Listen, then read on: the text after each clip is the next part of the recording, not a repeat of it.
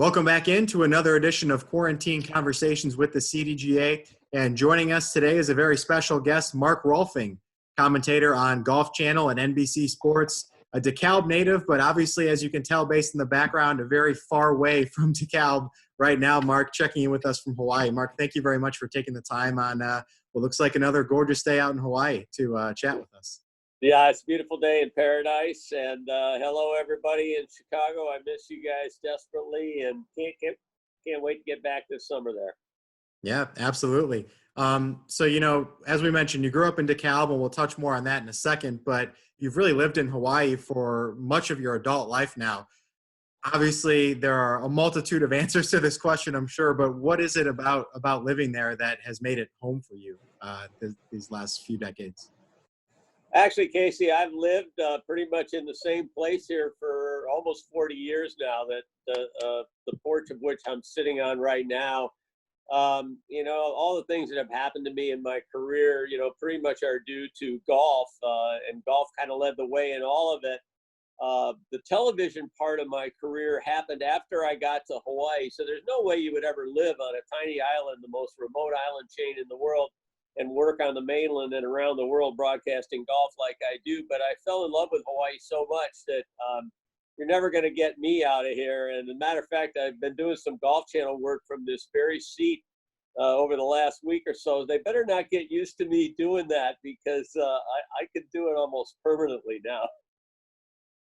Yeah, absolutely. I bet. I had the fortune of making a visit for the first time myself last year, and yeah, certainly lived up to the expectations and to the hype for sure. Just a gorgeous place. But so as we mentioned, you did grow up in DeKalb, and I'm sure that's where you were first, introduced to the game. And in talking with you before this, you played in some of the local amateur events conducted by the CDGA and other organizations. So how were you first introduced to the game in Illinois, and what are some of your fond memories that you have of those formative years? My formative years were so memorable for me. My dad died when I was real young. I was 11 years old. And at the age of about 13, my mom knew that I was taking a liking to golf, and we joined Kishwaukee Country Club out in DeKalb. And there were a group of members there, older guys than me, that kind of took me under their wing and not only taught me more about how to play golf, but how to kind of grow up, from an adolescent to a man. And they really helped me along the way. There was a big tournament, I think it may still be going on, called the Lincoln Highway Tournament, where all the clubs along Lincoln Highway, Route 30, that goes across northern Illinois, used to play against each other. And the year that I made the first team for Kishwaukee Country Club, I'll never forget it. There was like 5 other grown men on the team and then me. And it was almost like I was the same age as them. They just kind of watched over me and took care of me and taught me so much about the game. Chuck Kittleson, Bud Tyler, Al Modloff, just a bunch of guys. Jim Suddy really helped me there. Yeah, absolutely. And I mean, that's one of the things that, we experience on a daily basis in Illinois and within the Chicago district, is just that sense of community among all the golfers and courses in this area. Your career in golf has taken you all over the world, really, as you alluded to earlier. But, what is it about the golf landscape here in Illinois and the Chicago district that stands out to you? Chicago is the greatest golf town in America, period. You can make an argument for greatest sports town in America, maybe between Chicago and Boston, and I suppose Philadelphia and a few other places might try to make an argument. But when it comes to golf, there is no argument. When you take a look at the two biggest aspects that I go into calling it the greatest golf town in America, the physical facilities, there is no metropolitan area in the entire country that has the number of quality courses, and not just the private clubs, but the public courses. Nobody has the infrastructure of facilities like Chicago. But I think even more importantly than that, the people of Chicago and the passion that Chicago golfers have had throughout my entire life. Just look at the CDGA and their existence and how important that organization has been for so many years. You just don't see things like that in sports much anymore. But I think it's because of the passion that the people of Chicagoland have for the game. I can't imagine what it's like back there now. It must be just exhilarating to go to these courses that are now reopening and seeing the joy that everybody's having. It's a great place, I think, for the spirit of the game. That is what is so good about Chicago golf to me. Yeah, we were very fortunate to have a couple days of nice weather in early May as the courses reopened. And yeah, I went out to Cog Hill for a little bit to take some pictures and for a story that I was working on. And yeah, people were just happy to be back out there. It's a bit of a different experience for now, but at the end of the day, it's still golf and a way to get out of the house for everybody. So, in terms of the professional golf landscape, which as you've alluded to, you've covered for a long time now, it's obviously been significantly impacted by the coronavirus pandemic, as has really every sport throughout the world. As of now, I know the tour is looking to get things restarted at Colonial in June, and then from there on out, a very revamped schedule will hopefully take place. What are your thoughts as to where things stand now, and how do you envision the rest of the 2020 golf season playing out in terms of the professional PGA Tour? Well, that's a good question. I think there's short-term issues and there's sort of mid-term issues. The short-term, if you look at Colonial, that's 5 weeks from now. Right now, there is still a 14-day quarantine in the state of Texas if you're traveling from a certain area.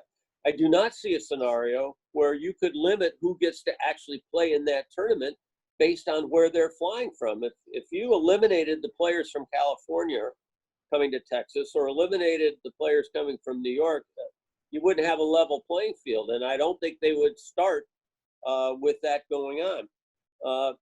Testing is going to be a huge, huge thing. Do they have the testing protocol down to be able to handle this now? I don't know. People don't understand, Casey, just how difficult golf is to stage compared to any other sport. It's by far the most difficult. Nothing is even close, even a Super Bowl. A Super Bowl's got 2 teams, 1 ball, and 1 score. Colonial's going to have 156 players, 156 balls, and 100 to keep track of those scores. It takes a tremendous number of people and infrastructure just to stage the event. So working through the logistics of that are going to be difficult. The other thing is the game has become so global that I don't see how the PGA Tour can just kind of launch forward by itself without bringing the rest of the world along with it. For example, right now, the only tour that's scheduled to start in June is the US PGA Tour. Are they going to give world ranking points in Colonial? I don't see any way they can. How could you possibly say we're going to give world ranking points for an American event, but yet the guys in Europe and Asia and everywhere else aren't going to be getting any world ranking points? That's going to totally throw off and skew the world rankings. So there are a lot of issues. I know they're talking about them. Jay Monahan has done a great job for the PGA Tour, and he's leading that team to try and come up with the answers. But I still am not calling it a guarantee that they're going to start in Fort Worth.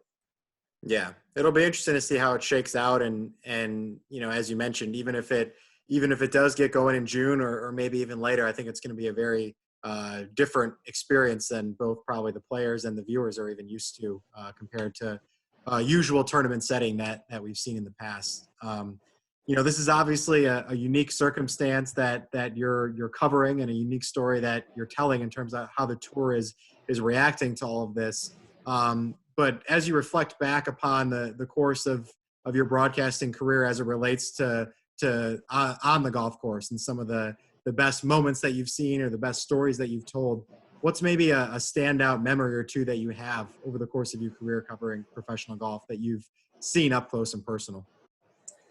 I think, and maybe it's because the Ryder Cup is going to be at Whistling Straits, but I think the Ryder Cup has actually become my favorite event in golf. And of all the events that I see on the horizon for the next 4 or 5 months, to me, the biggest question mark is the Ryder Cup. It has become so important in the game, and it is an event that is basically built on the atmosphere, on the environment. And where I think you could go to Fort Worth and go to Hilton Head, South Carolina, and go to places and have events that don't have live spectators, that are sort of made for television events, I think maybe that works. People, particularly with people's appetite for watching competitive golf again. I don't think the Ryder Cup works like that. I really think it would be a mistake to have a Ryder Cup without fans. I think the drama would be sucked out of it. And I would hate to see a short-term decision made that would long-term, take away from the integrity of the Ryder Cup. So having said that, a lot of my favorite memories are from the Ryder Cup. My first one was 1991. I'll never forget Kiowa Island, Saturday afternoon. It was the first day ever a network telecast of the Ryder Cup. And I was out there with a match of Fred Couples and Payne Stewart. We're playing against Seve Ballesteros and Jose Maria Olazabal. We're on NBC. There was 4 4-ball matches that afternoon, and the other 3 matches were already done. And at 6 o'clock Eastern, when we were supposed to go off the air, my match was only on the 12th green, and it was tied. So they made a decision to stay on the air. They didn't have any commercial rotation done, so there was no commercials. So basically, for the next hour and a half, it was Ballesteros and Olazabal, Couples and Stewart, Mark Rolfing with the match, with Johnny Miller in the booth. No commercials, no nothing, just talking golf. And it was a phenomenal match. It ended up being halved. And I think that was the day the Ryder Cup really changed. And so I will always remember that. That might have been my favorite day in broadcast golf. I think of 99 at Brookline, the great comeback there by the Americans. I think a lot about Medina in 2012, which I'm trying to forget still, and I still can't understand how the U.S. didn't win that Ryder Cup. And even Hazeltine a couple years ago, we watched that last night on Golf Channel. Mm-hmm. That was one of the great sporting events I think I've ever seen of any kind. So a lot of my greatest golf memories, I think, from broadcasting have come from the Ryder Cup. Yeah, I mean, those of us here in Illinois have been really fortunate the last few years for the U.S. iterations to be contested relatively close to here. I mean, obviously Medina right in our backyard, but Minnesota not that far away. When it was down in Kentucky, that's not that far away. And then obviously, Whistling Straits just a couple hours up the road. So certainly echo your sentiment that hopefully it will be able to be contested, as usual with those rowdy fans and great atmosphere. Shifting gears more so to kind of the recreation level of the golf industry. And I know that's another aspect that you've always kind of had a passion for, particularly as it pertains to getting more people introduced to the game and growing the game moving forward. How do you envision those efforts and that aspect of golf changing due to what's been going on the last few months and how the industry might be altered moving forward? I think the golf industry is going to be altered permanently by this pandemic we're facing. And frankly, I'm not sure it's a bad thing. I think it was time for a restart in the game in a lot of ways. If you take a look at the last 5 years, really, maybe even longer, going all the way back to 2008, so maybe as far back as 12 years, the game has not been growing that much. It's been pretty flat.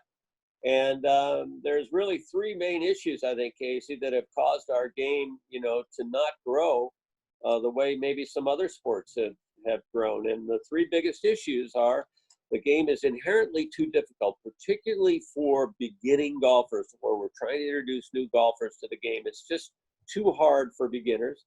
The second is it takes too long. A 5-hour round of golf, when you tack an hour on the front end, an hour on the back end, it's just too long a commitment of time in today's world. And the third is it costs too much. The game has gotten very, very expensive. And a lot of that is because we have caused that ourselves, particularly in the maintenance, the way we watch TV and we see Augusta National. Everybody thinks our golf course has to play like Augusta National. And the greens have to be rolling 13 on a stip meter. All of that costs money. And I think what you're going to see going forward, we're seeing some of it now with the reopening. There's going to be new protocol, and I think that's good. And while we're looking at some short-term solutions to problems like playing twosomes and social distancing and spreading out starting times, you're also going to see things happen like cups, that have plastic foam in them, so you don't reach in and pull the ball out. And you're going to see bunkers that don't have breaks, that you, in some cases, don't have to play out of even, or you can have a preferred lie. And I think what will end up happening, Casey, is that the game is going to change. But I think it's going to change for the better because people will be able to play better. They will play faster. They will have some introductory rates coming back that I think will be more affordable. I think you'll see golf course maintenance budgets generally start declining, which is okay. You know, we've got this thought that our golf courses have to be lush green in order to be good golf courses. Well, they haven't been that way over in Great Britain and Ireland for years and years. And they have, you know, maybe the greatest golf tournament in the world, the Open Championship over there. And by the way, the course plays easier when it's brown than it does when it's green. So I'm kind of thinking that these short-term changes are okay, and that maybe a lot of them will become permanent. Yeah, I mean, it'll certainly be interesting to see how it shakes out. So, you know, the issues you're alluding to there really kind of apply to the game as a whole, no matter where it's being played. But I know you also have a strong passion for a project, you know, right here in our backyard in the Chicago area, in the Chicago Parks Golf Alliance, and the work that's being done to try to convert the existing Jackson Park and South Shore layouts on the city's south side into one, you know, premier 18-hole course that is suitable both as a championship venue, but then also one that individuals, you know, in that local community can really utilize to the full extent. So just if you can kind of give us a little background of your involvement with that project and why it's something that you're so passionate about. Yeah, I first became interested in South Shore and Jackson Park when I was fighting a bad cancer and was at the University of Chicago Hospital about 5 years ago. It's been almost now. And I remember an August day where I was staring out at the Jackson Park golf course and school was out, and here was this beautiful golf course, and I had never played it, didn't really know it. I had grown up on the north side of Chicago, so I wasn't really familiar totally with Jackson Park. And I looked out at this course and nobody was playing. And I thought, where are all the kids? School's out. You know, how can this be possible? And so I started snooping around and spending some time, particularly over at South Shore, and I got to know some of the regular guys out there and the people that were working at the course, and I just kind of fell in love with the neighborhood, believe it or not. And it was probably symptomatic in a lot of ways of me beating the cancer, that I felt like, wow, you know, this is not going to be a one-stop for me, get my cancer cured and never go back again. You know, what can I do here and what interests me here? And you know, before you know it, it was a long story, but, you know, Barack Obama started getting involved in the discussion because of his presidential center there at Jackson Park. And because Obama got involved, pretty soon Tiger Woods got involved in the discussion. And it just seemed to me like there was a combination of an asset, which is potential lakefront there, and public golf that you couldn't find anywhere else in America. Again, it's the greatest golf town in America. So you take that particular site. The courses are both over 100 years old. They need a lot of money. The irrigation systems are shot. It's money that would have to be paid out of the taxpayer's pocket, which is not going to happen in today's world. And, you know, could we figure out a way to make it work in all aspects? And that's kind of where we're headed. I still am very optimistic about it. Is it going to happen right now? No, there's a federal review going on with the presidential center, but I am confident that that is going to happen and move forward. And I think this project will happen. Biggest issue right now, Casey, that I see right there is this whole lakefront that is rising rapidly.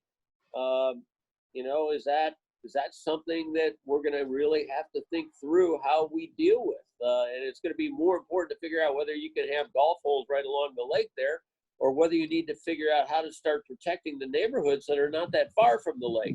And it's going to be the same thing up at Maravitz.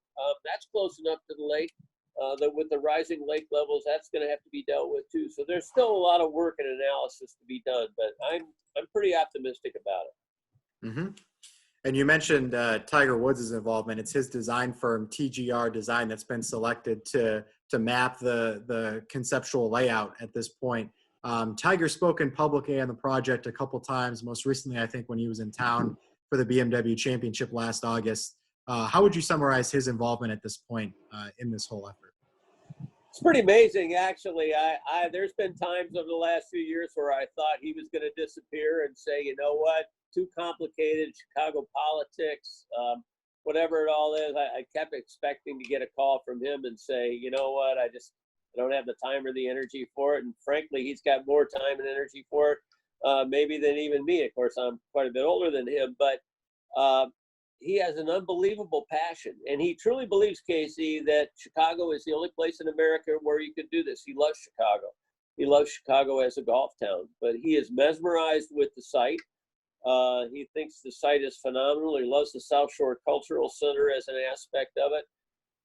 And he just feels like with a commitment from the city for, having these junior golf initiatives where kids are going to be allowed to play free across the Park District courses, that we could really do something that could change the future. This could be a model for the future of urban golf in America. And the plan is literally that no taxpayer money is spent to rebuild this golf course. The facilities will end up better.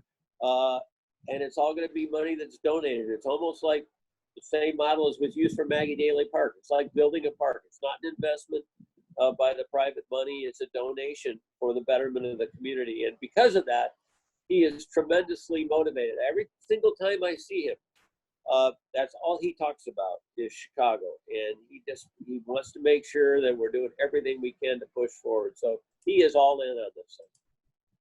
That's great to hear. And if, those watching this wanted to get involved or support this project, is there any way that they can kind of do so, like on a grassroots level or anything along those lines?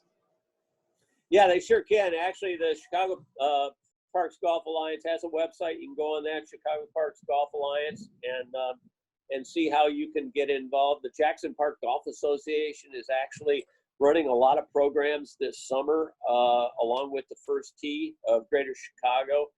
There's a lot that's going to be happening there once these courses get up and open again, and all of it is going to be geared toward programming. The Western Golf Association has been tremendously proactive. We've had caddy programs at Jackson Park for the last 2 years now that have been tremendously successful. We've got our first Evans Scholar coming out of the neighborhood there, and I just think that it's a cause that, man, if you can't get behind something like this, I truly believe this can change not only this community, it can change Greater Chicago, and I think it can be a model for all of public golf in urban America for the future. Yeah, that sounds great. Hopefully it'll come to fruition, and we certainly appreciate people like yourself and Tiger for working really hard to try to make it happen. I do have to ask, with all the time that you've been spending on the South Side working on this, do you wear that Cubs hat when you go down there, or do you have a Sox hat that you throw on instead? I've got a Sox hat that I take with me just in case. But I'm a diehard Cub fan through and through, and I think that's okay. Even the mayor, I think, will agree to that.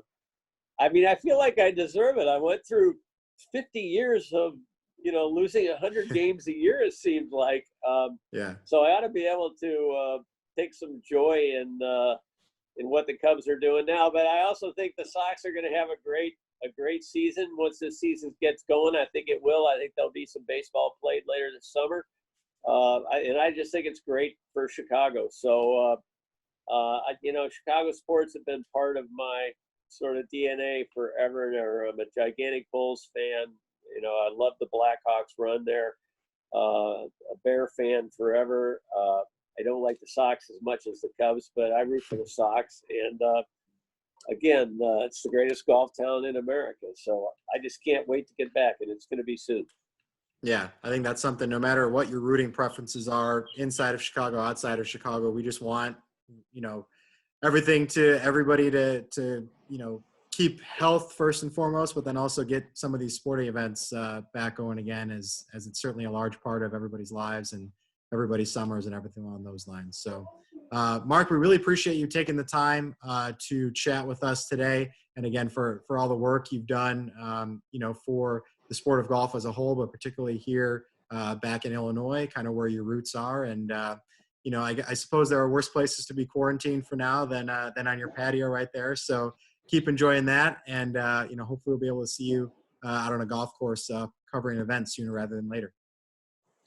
And I just want to thank the CDGA, Casey. Thanks to you for having me on. But thank you to the CDGA for decades and decades of service to golfers in the Chicago area. And literally one of the main reasons why Chicago is the greatest golf town in America, is the CDGA. So thanks to all of you. That's very kind of you, Mark. Thank you very much.